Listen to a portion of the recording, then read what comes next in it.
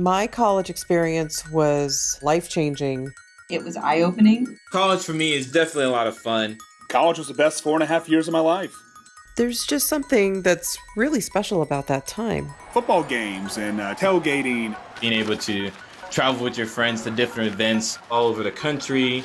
Trying new foods. Going to different art shows.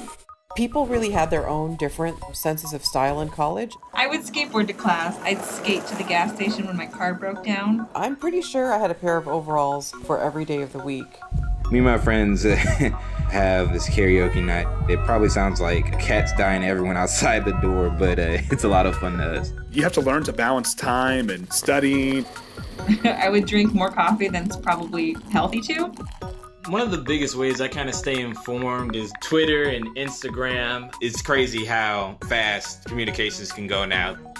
The way that I would let people know where I was is I would change the message on my answering machine, sometimes multiple times a day. This is Mamta. From 8 o'clock to 12 o'clock, I'll be at the library on the 3rd floor. I remember downloading songs. I went to class. I came back. They're still being downloaded. I think I still had Snake on my phone my freshman year. It was not a big part of my life. When it finally finished downloading, then I can actually burn it on a CD.